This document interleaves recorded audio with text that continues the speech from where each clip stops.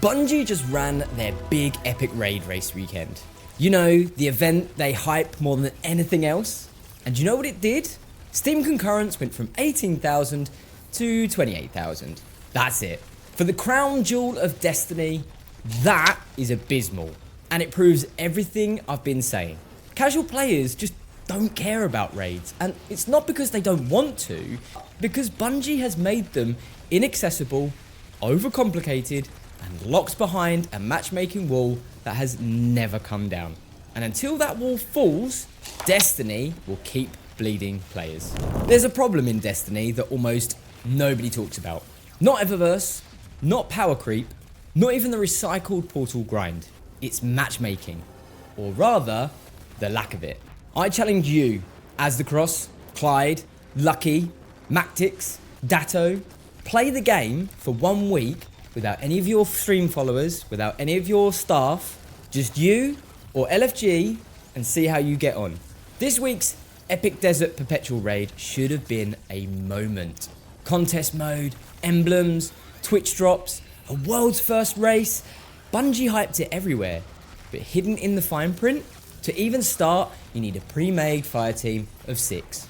No matchmaking, none.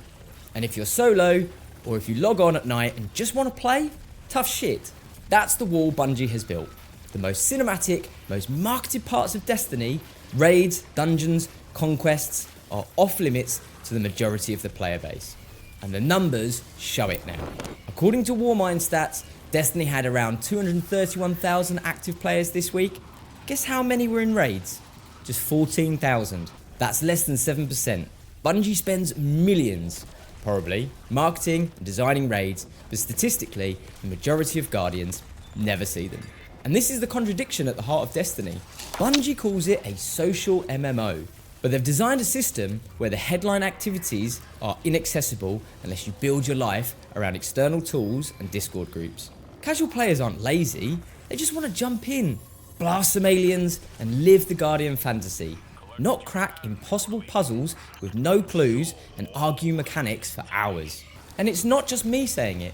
Paul Tassi wrote last week that Destiny's Steam peaks are collapsing, down to 18,000 before the raid and struggling to stay above 15,000. Warframe, the so-called little brother, now triples Destiny's population. The message is clear. Raids don't bring people back. Accessibility does. If raids are Destiny's crown jewel, but barely anyone plays them, who exactly is Bungie building this game for? The most recent TWID was supposed to be reassurance. Bungie promised progression changes and matchmaking improvements. But scroll through the details and what's actually changed? Fireteam Ops, still only 3 activities per week with matchmaking. Pinnacle Ops, still locked to solos or pre-mades. Conquest, same story, no matchmaking. Raids and Dungeons, still require pre-made groups. Even the new Epic Desert Perpetual Raid. The so-called improvements were all quality of life tweaks for content that already had matchmaking. Portal Quick Play got timers removed, loadout locks were lifted, join in progress was enabled for higher difficulties. That's nice polish. It doesn't expand the access. It doesn't tear down the wall. And here's why that matters. Paul Tassi pointed out that after Ashen Iron launched, even he quit immediately, calling the new Portal grind intolerable. He wasn't alone. Steam numbers dropped from 27,000 over the weekend to 18,000 in days. Now they're on track to fall below 15,000, and that's a historic low.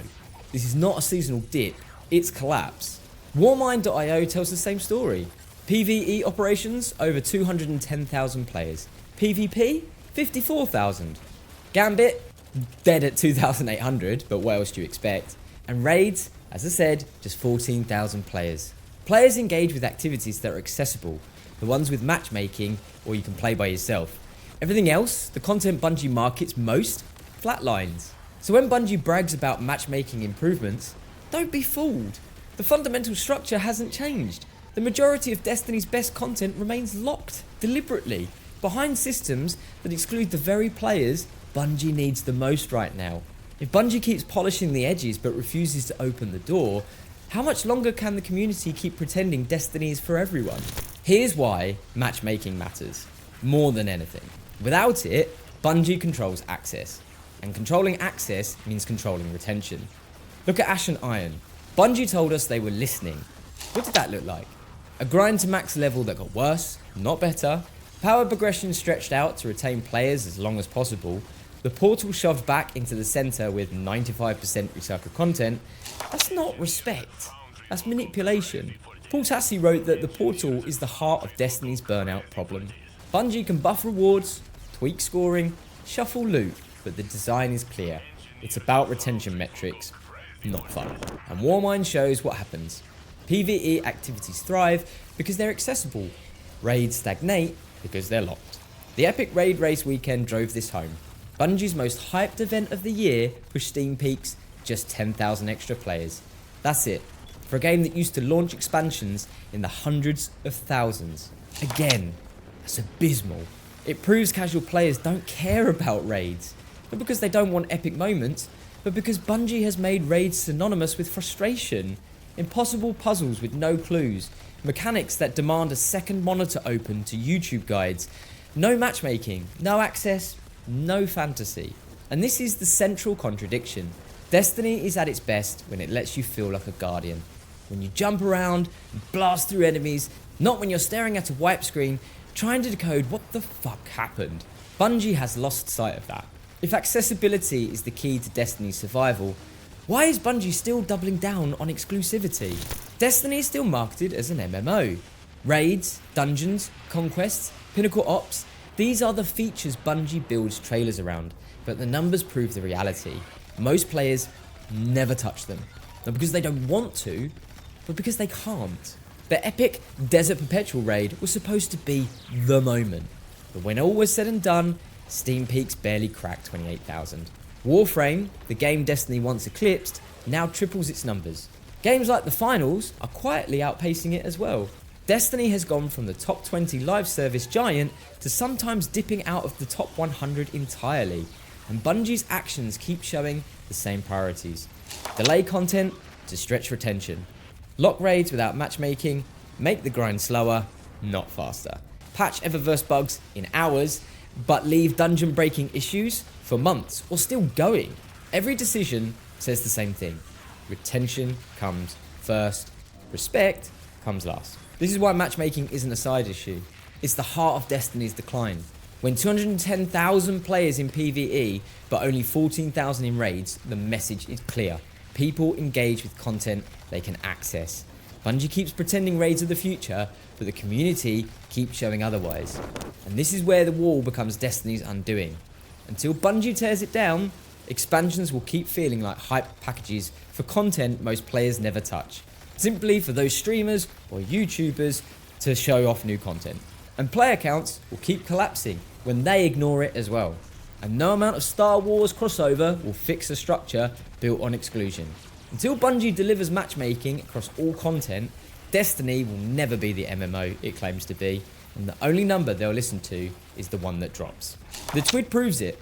Tassi's reporting proves it. Warmind stats prove it. Destiny's problem isn't just grind or Eververse or recycled content. It's matchmaking. Fireteam Ops still only has 3 with matchmaking. Although Choose Forever joked with me about Reclaim and its 3 options. Pinnacles, Conquests, Raids, Dungeons, it's still locked. Edge of Fate changed nothing. Ash and Iron made it worse. Their epic raid race showed the truth. Raids don't bring players back. Accessibility and content does. If you value honest takes, stick around. Like, sub, or don't. I'm just glad you're here. But here's the reality. Until Bungie tears down the matchmaking wall, Destiny will keep collapsing. And the only message they'll hear is when we stop logging in.